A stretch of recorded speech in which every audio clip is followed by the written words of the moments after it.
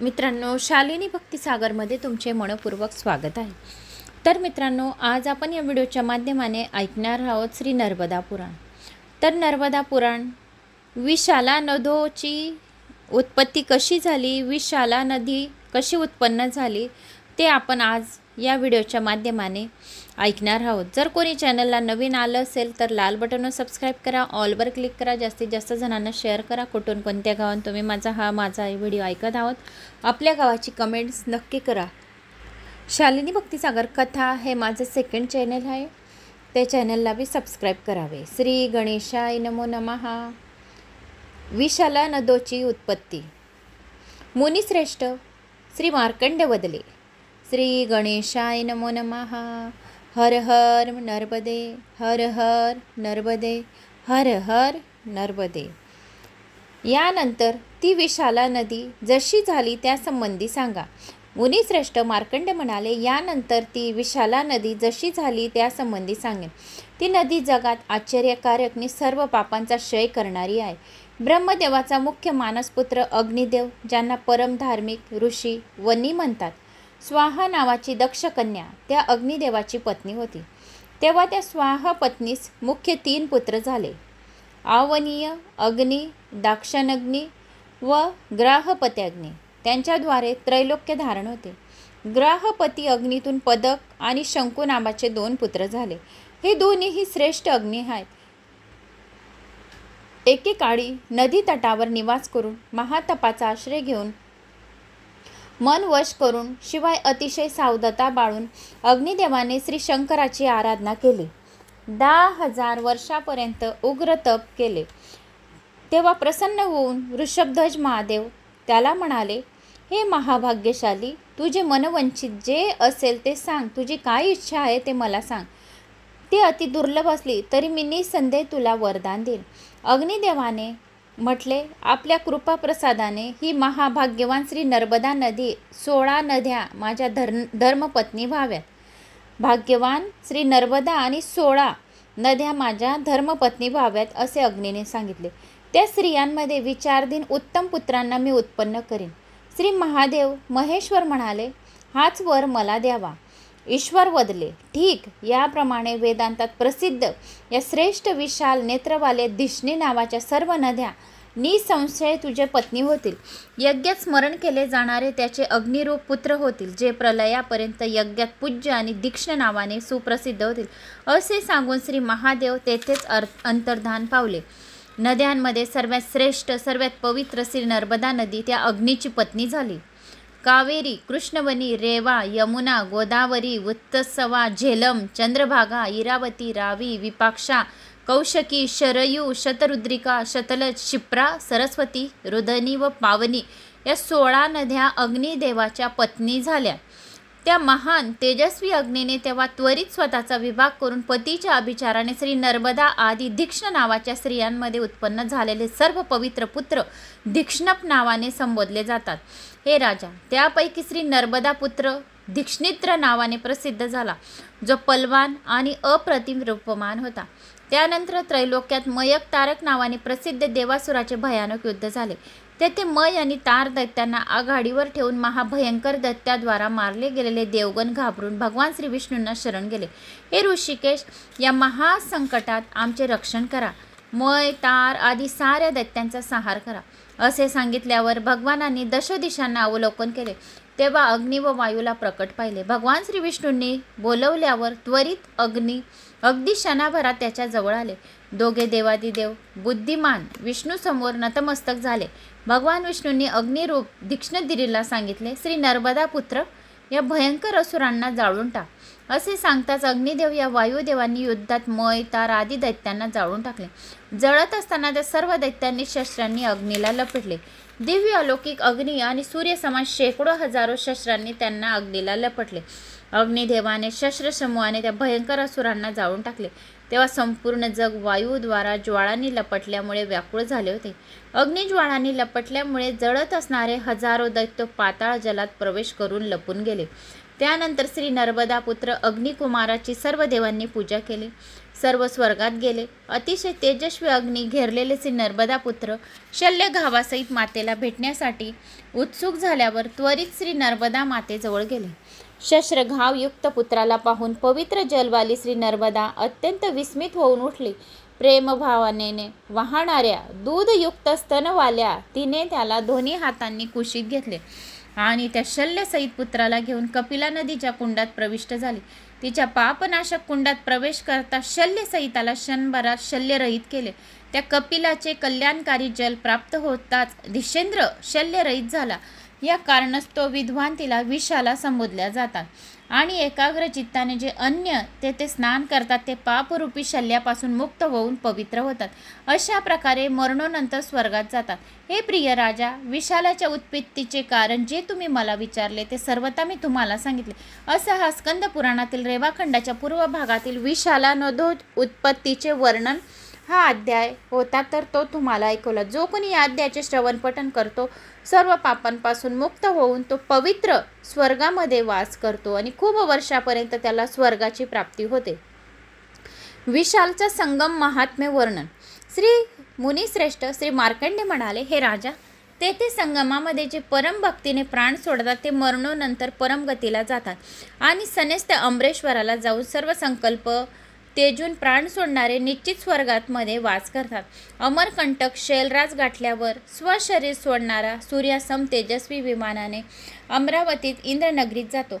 अमरकंटक पर्वताहून वर जाणाऱ्या पुरुषाला पाहून सर्व अप्सरा म्हणतात, हा माझा पती व्हावा.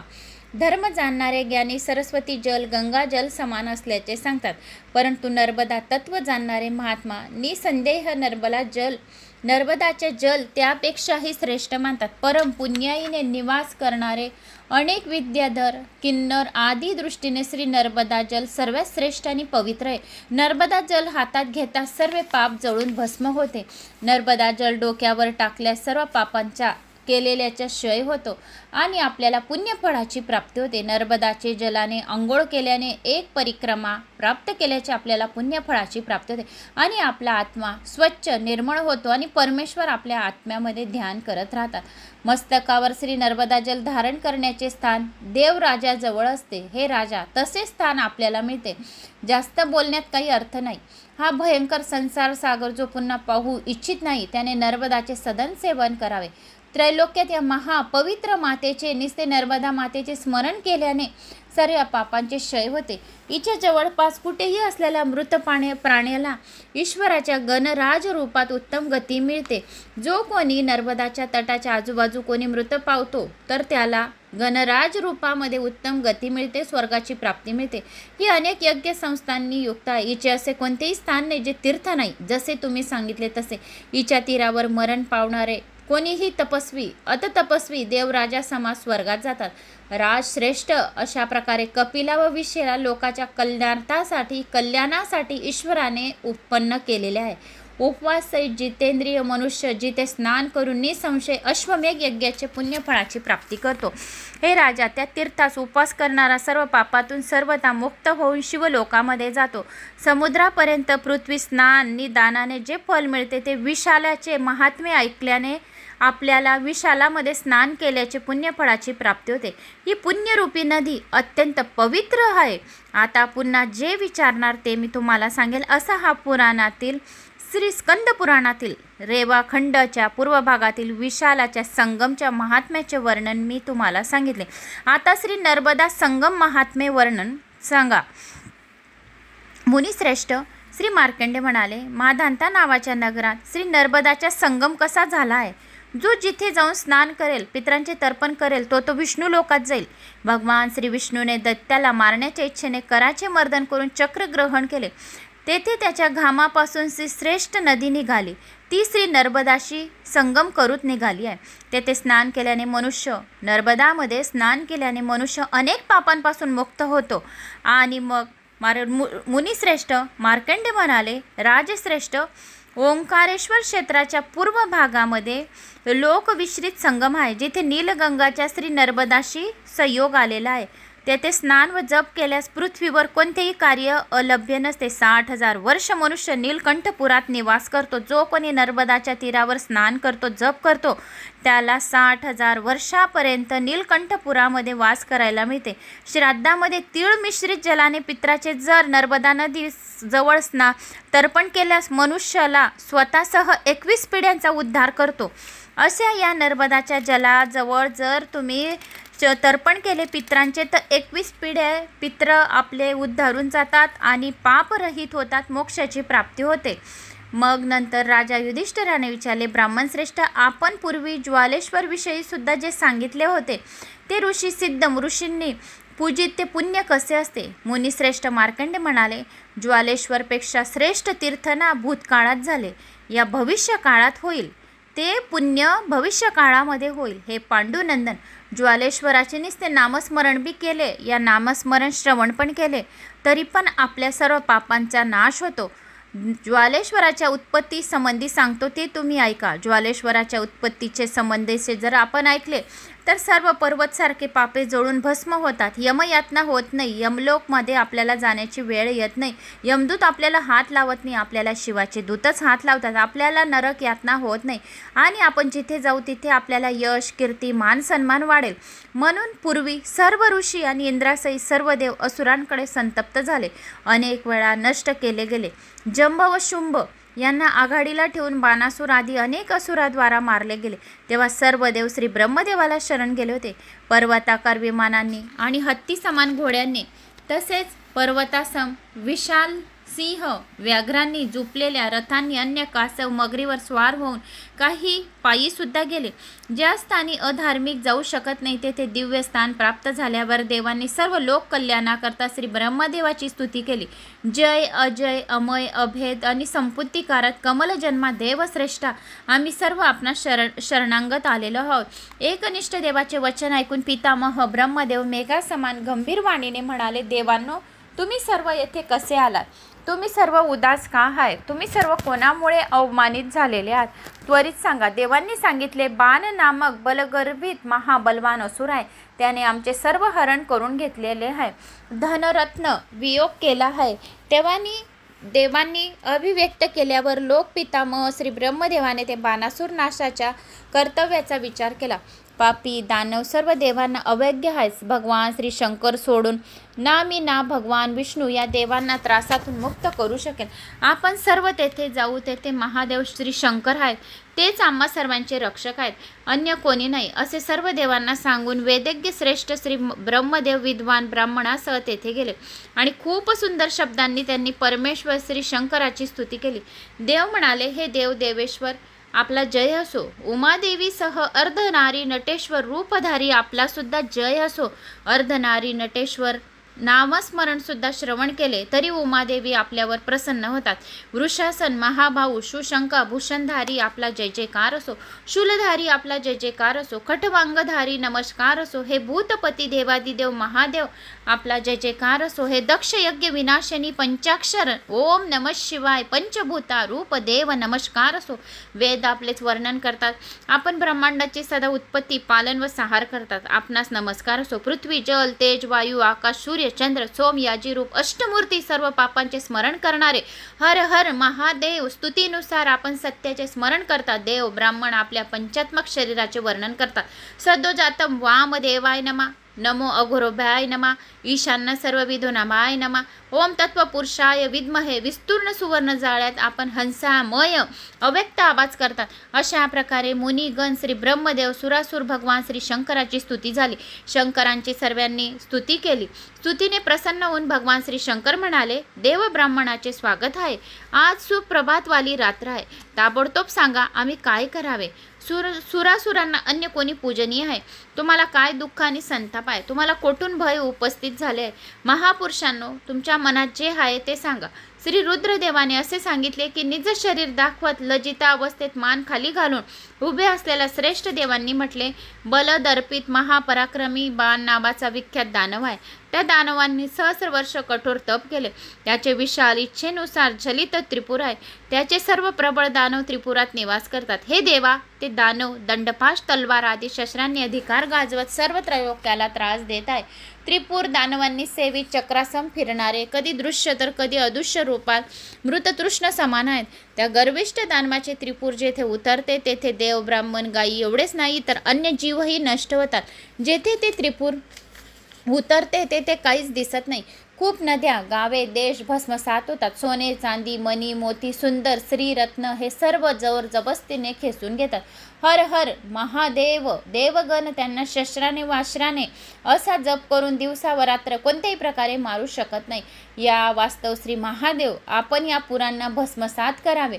आपणच परमगती आहात. हे देवेश, ही कृपा आम्हा सर्वांवर करा, असे सर्व देवांनी म्हटले. श्री महेश्वर म्हणाले, हे सर्व करीन मी, त्वरित तुम्हाला सुखवार्य करीन.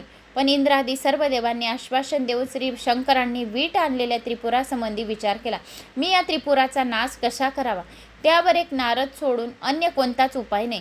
अशा प्रकारे हृदय स्थिर करून श्री महेश्वरांनी नारदाचे चिंतन केले.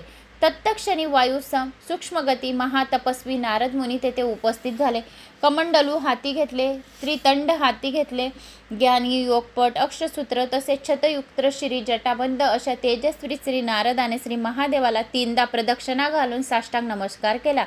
समर्थ देवी श्री नारद हात जोडून म्हणाले, उदार मनाने भक्तिपूर्वक स्तोत्राने भगवान शंकराची स्तुती करू लागले. हे श्री शिवशंभू, हे त्रिलोचन देवा, आपला जय जयकार असो. हे भगवान श्री शंकर, आपला जय जयकार असो.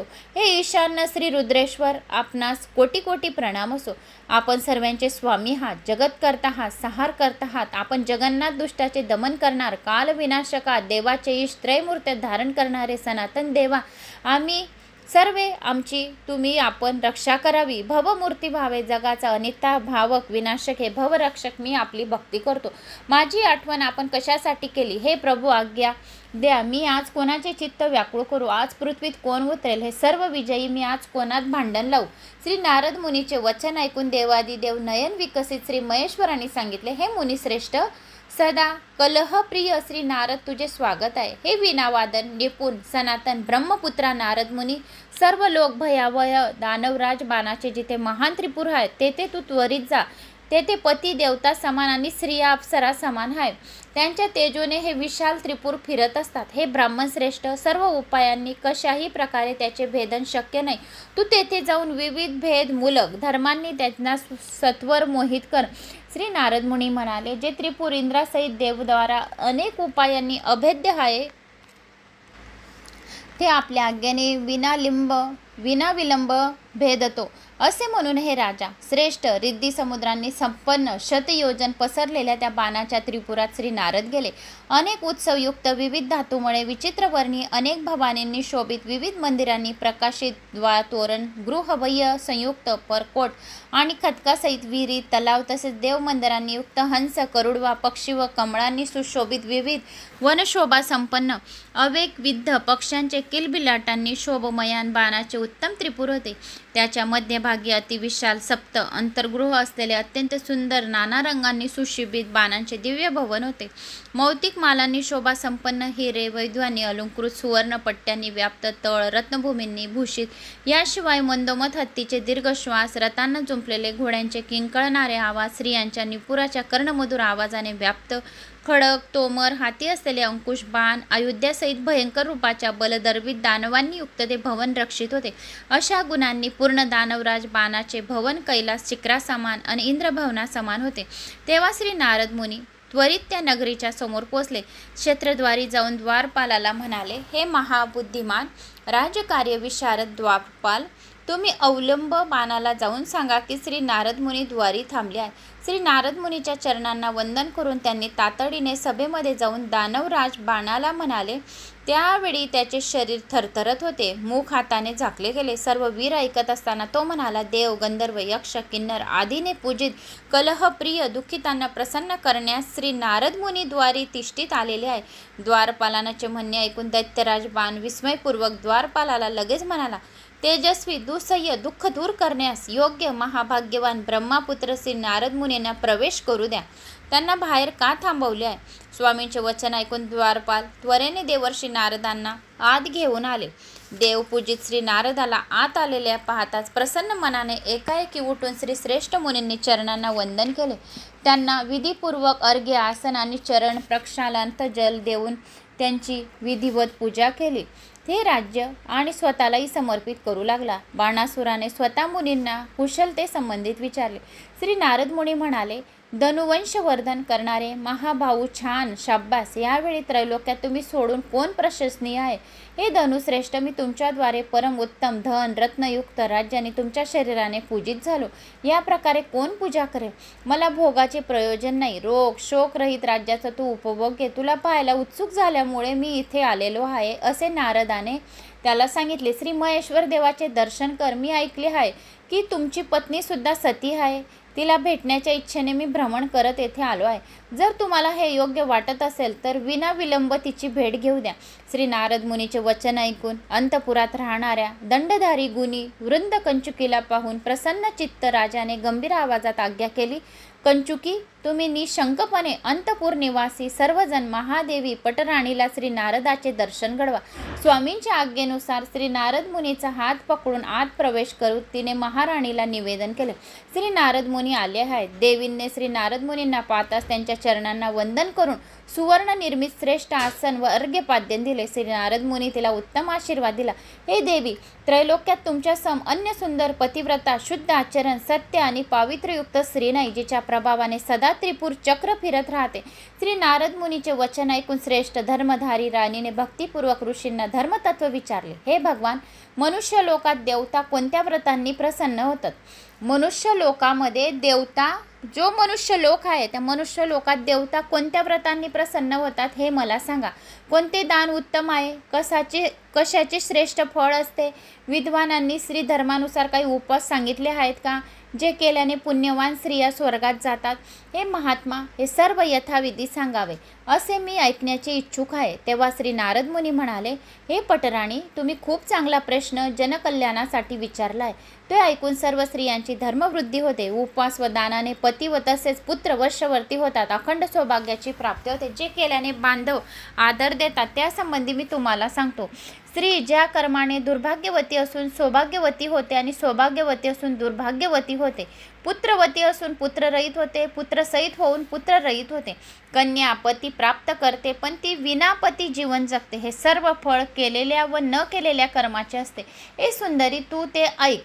तीळ निर्मित गाय किंवा तिळासहित गाय, सोने चांदी, गाय, वस्त्र, जल, भूमिदान, गंध, धूप, लेपन, पादुका, छत्र, शुद्ध अन्न, पादाभ्यंग, शुरभ्यंग स्नान, शय्यास्थान, जे सर्व सत्पात्री ब्राह्मणाला दान करतात त्यांना यमदर्शन होत नाही.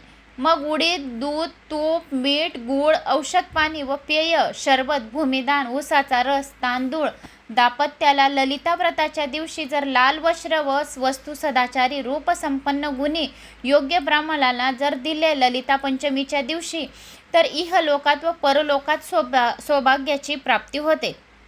जर अखंड सौभाग्याची प्राप्ती पाहिजे आहेत तर ललिता पंचमीच्या दिवशी मध, उडीद, दूध, तूप, मीठ, गूळ, पेय, शरबत, भूमिदान, ऊसाचा रस, थोडे तांदूळ जर हे ब्राह्मणाला जर दान दिले तर अखंड सौभाग्याची प्राप्ती होते. इहलोकात व परलोकात अखंड सौभाग्य वाढते. दीर्घायुष्याची प्राप्ती होते आपल्या पतीला.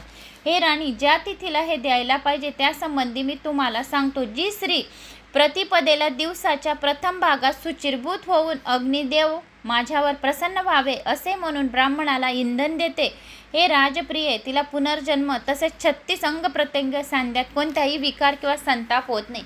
द्वितीयला जी स्त्री प्रसन्न चित्ताने श्रेष्ठ ब्राह्मणाला लोणी देते, सुकुमार कोमलांगी होते. तृतीयला पार्वती माझ्यावर प्रसन्न हो असे म्हणते, श्रेष्ठ ब्राह्मणाला मीठ देते, तिचे पुण्यफळ ऐका. जो श्रेष्ठ ब्राह्मण आहे त्याला जर मीठ दान दिले तर कोणते पुण्यफळाची प्राप्ती होते? कुमारिका श्रेष्ठ पती प्राप्त करून त्याच्याबरोबर उमादेवीप्रमाणे सौभाग्यवती होऊन नाना विलास करते आणि भरपूर यश मिळवते. जे ब्राह्मणाला मीठ दान करते ते अखंड सौभाग्यवती होऊन नाना प्रकारचे यश त्या व्यक्तीला मिळते. चतुर्थीला नक्तव्रत करून रात्री भोजनाचे नियमानुसार हे देवदेवेश विनायक गणनाथ विनायक माझ्यावर प्रसन्न हो असे म्हणून ब्राह्मणाला जे मोदक देतात, चतुर्थीच्या दिवशी गणनाथ विनायक माझ्यावर प्रसन्न हो असे बोलून ब्राह्मणाला मोदक देतात, त्यांच्या स्त्रीला त्याचे जे फळ मिळते त्याप्रमाणे सर्व कामात कुठेही त्याला कोणत्याही कामात विघ्न येत नाही असे श्री ब्रह्मदेवाने सांगितले आहे. पंचमीला जी स्त्री ब्राह्मणाला तीळ देते ती तिलोत्मासारखी रूपमान होते. षष्टीला जी स्त्री मधुवृक्षाचे फळ अग्नी पुत्र स्कंदाचा विचार करून वेद पारंगत ब्राह्मणाला देते त्याचे पुत्र सर्व देवांमध्ये स्कंदाप्रमाणे होतो. त्रैलोक्यात सन्मानित महान राजा होतो. सप्तमीला जी स्त्री जगाचे स्वामी देवादी देव सूर्याचे चिंतन करते, श्रेष्ठ ब्राह्मणाला सुवर्ण देऊन पूजन करते, त्याचे जे फळ सांगितले आहे ते तुम्हाला सांगतो. हे पतिव्रते तुम्ही एकाग्र मनाने ऐका. त्या स्त्रियांच्या अंगात पूर्वकर्मानुसार कोड गजकर्ण खाज त्वचारोग होत नाही. अष्टमीला जी स्त्री भगवान श्री शंकर प्रसन्न व्हावेत, दुर्गा अष्टमीच्या दिवशी भगवान श्री शंकर प्रसन्न व्हावेत असा विचार करून सदाचारी ब्राह्मणाला कृष्ण गाय दान करते, तिचे जन्मभराचे पापे नष्ट होतात, ती निसंदेय धनसंपदा तिच्या घरात वाढते. हे सर्वात मोठे दान आहे. जी स्त्री कात्यायनी देवीचा विचार करून नवमीला ब्राह्मणाला गंध धूप देते त्या दानाचे फळ ऐकावे. तिचा भाऊ पिता पुत्र व पती युद्धप्रसंगी दुःखित होत नाही, त्या दानाने सुरक्षित असतात. हे देवी, दशमीला जी स्त्री लोकपाल इंद्र वरुण आदीचे चिंतन करून श्रेष्ठ ब्राह्मणाला ऊसाचा रसाचा दान करते ती सर्व लोकात सर्वप्रिय होते असे शंकराने सांगितले. एकादशीला उपवास करून द्वादशीला श्री नारायणाचे चिंतन करून विष्णुभक्त ब्राह्मणाला जल देणारी स्त्री सदा निज स्पर्श तसेच भाषणाने मनुष्याला सद्भावपूर्ण हृदय वंद्रित करते. महलोकात जलदानाचे अनंत पटीने फल मिळते. काही इच्छापूर्तीच्या उद्देशाने त्रयोदशीला जी परम श्री भक्तीने ब्राह्मणाला पायाला लावायची द्रव्य सामग्री आणि तेल आदी डोक्याला लावायची सामग्री देते, ती मरणानंतर ज्या ज्या योनीत जन्म घेते त्या योनीत पतीपासून विभुक्त होत नाही. तसेच जे चतुर्दशीला ब्राह्मणाला छत्री तसेच पात्रदान करते तिला दुःख रोग रहित लोकप्राप्ती होते. पशपक्षांती पौर्णिमा अमावस्याला श्राद्धात जी स्त्री विद्वान सदाचारी ब्राह्मणाला तृप्त करते तिच्या संततीची परंपरा कधी खंडित होत नाही. अशा प्रकारे दानासंबंधी तिथी महिमा मी वर्णिले आहे. आता माझ्याकडून वनस्पती आराधनेविषयी ऐकावे. जांभूळ, कडीलिंबू, तेंदू, मधुवृक्ष, आम्र, आवळा, शाल्मली, वट, पिंपळ, शम्मी, बेल, केळ, गुलाब आदी वृक्षारोपण करून या पवित्र वृक्षाचे जर पूजन केल्यावर मनुष्याला स्वर्गाची प्राप्ती होते. मग नारद म्हणाले, जी स्त्री चैत्र महिन्यात सर्वत्र व्रत करते, अन्य व्रत यापुढे कोणतेही व्रत नाही, चैत्र महिन्यामध्ये सर्वोत्तम उत्तम व्रत आहे, एक षोळांश सुद्धा नसते. सौभाग्यवती या व्रताचे केवळ श्रवणाने दुर्भाग्य नष्ट होते. जो कोणी ही कथा अध्याय श्रवण करेल त्याचे सर्व दुर्भाग्य नष्ट होऊन त्याचे भाग्यात बदलेल, त्याचे जे भाग्य आहे ते उजळून जाईल. ज्याप्रमाणे सूर्यकिरणाने बर्फ वितळतो त्याप्रमाणे ही कथा ऐकल्याने त्याचे सर्व दुःखांचा नाश होईल. दुर्भाग्य या व्रताने केल्याने नष्ट होईल, ही कथा ऐकल्याने त्याचे दुर्भाग्य नष्ट होईल. चैत्र महिन्यात जी स्त्री देवीची आराधना करते हे भाग्यवान त्यासंबंधी सुखावय विधी ऐकावा. चैत्र महिन्यातील शुक्ल पक्षात तृतीयेला हे सुंदरी सुस्नान करून शुद्ध मनाने मधुवृक्षाची उमादेवीसह शंकर प्रतिमा करून श्रेष्ठ ब्राह्मणद्वारा यथाविधी प्रतिष्ठापना करून सुगंधित फुले धूप कापूर आणि कुंकू द्रव्याने मंत्रयुक्त विधीने नमक शिवाय म्हणून, चरणाची मनमंथाय नमा म्हणून, जनेंद्र दियाची कालोदराय नमा म्हणून, उदराची नीलकंठाय नमा म्हणून, कंठाची सर्वत्मना नमून शिर पूजनानंतर देवी पार्वतीची पूजा करावी. शमोधराय नमः म्हणून उदरपूजन, सुकंठाय नमा म्हणून कंठपूजन, सौभाग्यदायिनी नमः म्हणून शिरपूजन, अर्घ्य म्हणून अर्पण करावे. हे देवादी देव येश उमापती जगतपती प्रभू आपणास प्रणाम असो म्हणून अर्घ्य द्यावे. नमस्ते देव देवेश उमापतीयै नमो नमः, जगतपतीयै नमो नमः, अर्घ्य ज्ञानाय असे सर्व बोलून दुर्भाग्य नाशाय प्रभू अर्घ्य मंत्राने अर्घ्य देऊन जलपूर्ण मधुवृक्षाच्या पात्रात स्थापित शक्तीपूर्वक सुवर्णसहित सौभाग्य द्रव्ययुक्त ललिता देवीला अर्चना करून सौभाग्य आदी वृद्धिगत करणारे कमंडलू अर्पित करावे. कमंडलू दानाचा मंत्र करंक वास पूर्ण सौभाग्ये तू संयुतम दंत तू ललिते तुंब सौभाग्य दे विवर्धन. या मंत्र उच्चाराने ब्राह्मणाला उत्तम कमंडलू अर्पण करावा. शुक्ल पक्ष तर तृतीयेपर्यंत मीठ वर्ज्य करावे. देवी व देवेशाला क्षमा प्रार्थना करावी. हविष्यानेचे सेवन करावे. या विधीचा अर्धा महिना उपक्रम प्रत्येक महिन्याला करावा. फाल्गुन तृतीयेला ही व्रत पूर्ती करावी. वैशाख महिन्यात मीठ, ज्येष्ठ महिन्यात तूप, आषाढ महिन्यात उडीद, श्रावण महिन्यामध्ये दूध, भाद्रपद महिन्यामध्ये मूग आणि अश्विन महिन्यामध्ये तांदूळ, कार्तिक महिन्यामध्ये पात्र भरून साखर व कमंडलू भरून रस, मार्गशीर्ष महिन्यात कापूस, वस्त्र तसेच कमंडलू भरून तूप, पौष महिन्यामध्ये कुंकू, माघ महिन्यामध्ये पात्र भरून तूळ आणि फाल्गुन महिन्यामध्ये लाडू भरून पात्रदान करावे. पुढील तृतीयेला जे दान करायचे ते पुण्य तृतीयेतच करावे. सर्व तृतीयांचे नियम एकसारखे आहेत. मधुवृक्षाच्या पूर्वीनिमित्त प्रतिमाची पूजा करावी. दान करण्याच्या वस्तू आचराव्या, ब्राह्मणाला द्याव्या. पुढील वर्षाच्या अखेरी करावयाच्या उद्यापन विधी ऐकावा. भरपूर सामग्री घेऊन मधुवृक्षाजवळ जाऊन त्या प्रतिमेला जमिनीत काढावे. तेथे स्थापित केलेले श्री शंकर पार्वतीचे प्रतिमाचे पूजन करावे. पूजा सामग्री पुष्प, पुष्पमाला, केशर, वळशीच्या फुलासमान 2 केश वस्त्रांनी प्रतिमाची पूजा करावी. त्यानंतर सपत्नी 12 ब्राह्मणांना पात्रदाने, छत्री, कंठसूत्रसह कंठी, चटई शिवाय इतर सय्या साधन देऊन कुंकुमार्जनी भरपूर फुलांनी त्याचे पूजन करावे. विविध रत्नयुक्त मधुवृक्षाच्या वस्तीस्थानी ब्राह्मणांना विविध पदार्थासह भोजन द्यावे. त्यानंतर त्यांना शय्यास्थानी विश्रांती घ्यायला सांगून क्षमा याचना करावी. कारण गुरु आधी सर्व काही आहे. गुरु महेश्वराला मानावे. गुरु प्रसन्न झाल्यावर सुरासहित सर्व जग प्रसन्न होते. जगात सर्वात प्रिय वस्तू तसेच घरातील सर्वोत्तम उत्तम आत्मकल्याणार्थ गुरुला द्यावी. हे सर्व धनवान व्यक्तीने दान करून पाळावयाचे नियम संबंधी सांगितले. आता निर्धन व्यक्तीने काय करावे? कोणत्या वस्तूचे दान करावे? निर्धन आहे, त्याच्याजवळ धन नाही, त्याने कोणते वस्तू दान करावयाच्या आहेत? त्यांनी 12 ब्राह्मणाच्या मेवण्यांचे पूजन न करता एकाच ब्राह्मणाच्या मेवणीचे शुभव्रताने पूजन करावे. गुरुची कृपणता त्यांना त्याग करून यथाशक्ती पूजन करावे. त्यानंतर ब्राह्मण तसेच गुरुला क्षमा याचना करून विनंती करावी.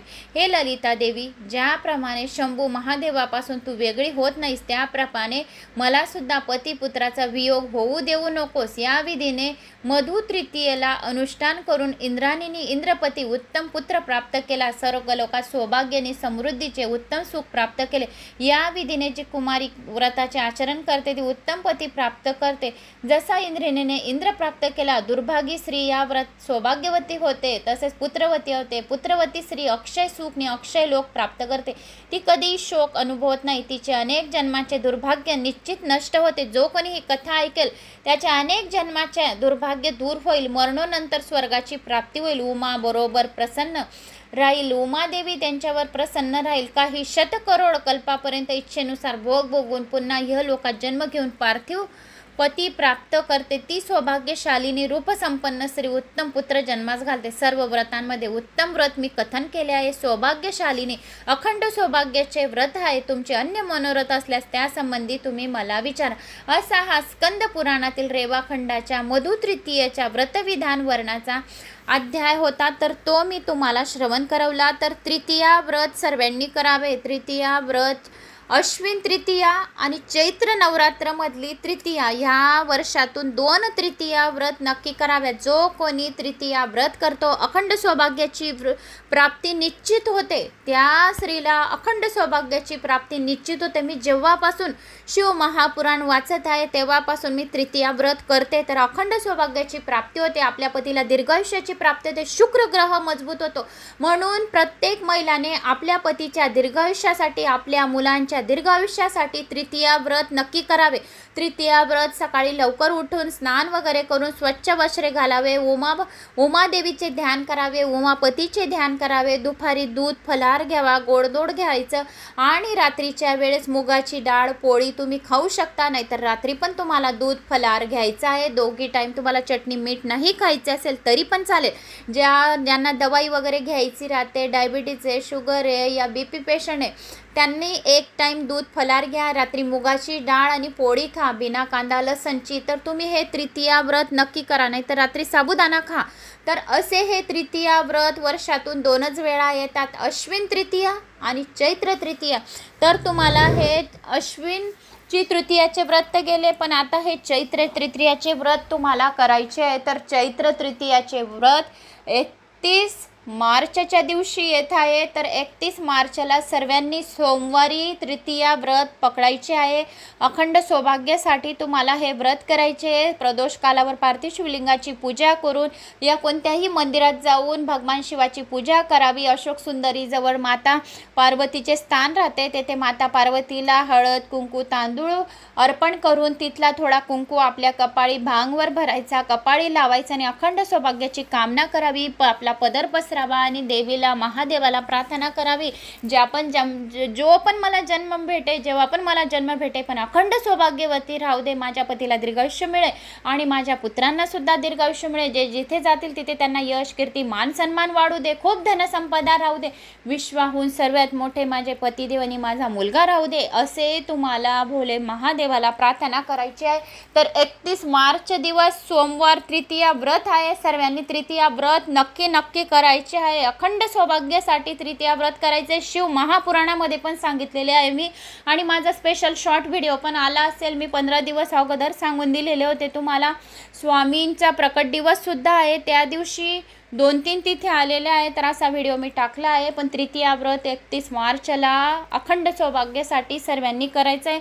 तर ही कथा अखंड सौभाग्य व्रताची होती. तर सर्वांनी ऐकावी, चॅनलला सबस्क्राईब करावे आणि कुठून कोणत्या गावात तुम्ही माझा हा व्हिडिओ ऐकत आहोत आपल्या गावाची कमेंट्स नक्की करा. शालिनी भक्तिसागर कथा ते माझं सेकंड चॅनल आहे, त्या चॅनलला बी भेट द्यावी. नर्मदा पुराण खूप मोठे आहे, तरी पण आपल्याला बरेच काही दिवस लागून जातील. सर्वांनी नर्मदा पुराणाचे श्रवण करावे. घर बसल्या नर्मदा मातेचा आशीर्वाद घ्यावा. स्नान केल्याचे पुण्यफळाची प्राप्ती करून घ्यावी आणि पुराण ऐकून आपले खूप पुण्य जमा करून घ्यावे.